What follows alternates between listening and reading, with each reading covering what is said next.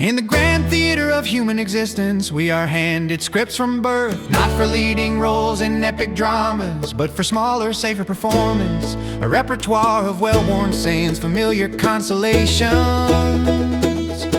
and inherited instructions dressed up as wisdom. They are the platitudes whispered by parents, preached by teachers, printed on posters, embedded in institutions, and repeated so often that they come to feel self-evident.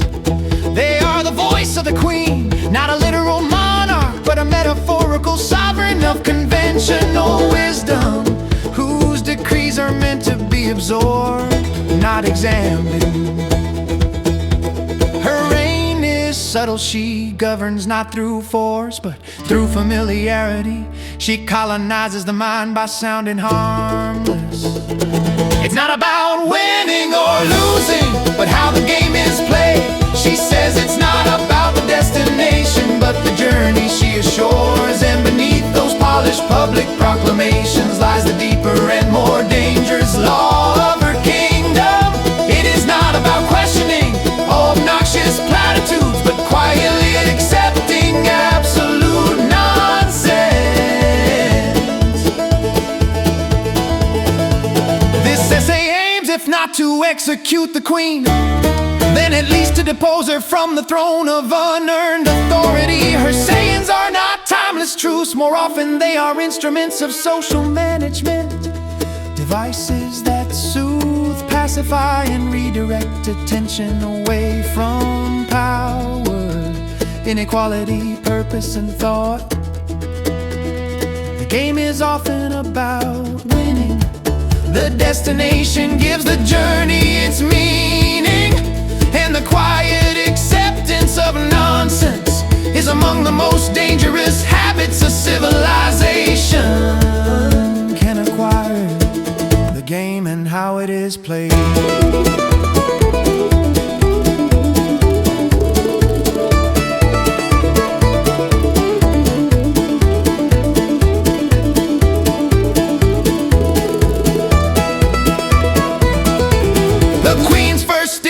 It's not about winning or losing, but how the game is played is one of her most seductive. It flatters our nobler instincts. It evokes fairness, grace, sportsmanship, and honor. In a just world where the fields were level and the rules impartial, it might indeed be a foundational truth. But the world is rarely so obliging. The field is uneven. The rules are often written by the winners, and power seldom rewards dignity for its own sake.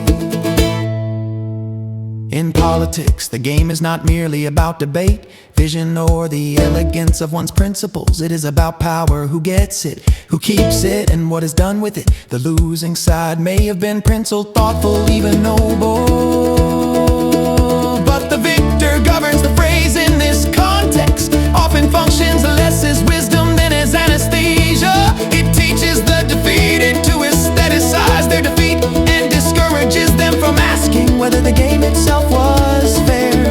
Commerce offers a similar lesson. Business may dress itself in the language of values and mission, but it remains at bottom a contest for advantage. Companies do not survive on sportsmanship. They survive by innovating faster, scaling better, leveraging more ruthlessly, and when necessary, eliminating rivals. The Queen's phrase softens this reality. It makes competition sound like character formation rather than power struggle. It gives predatory systems the sheen of moral innocence. The same falseness appears in personal life.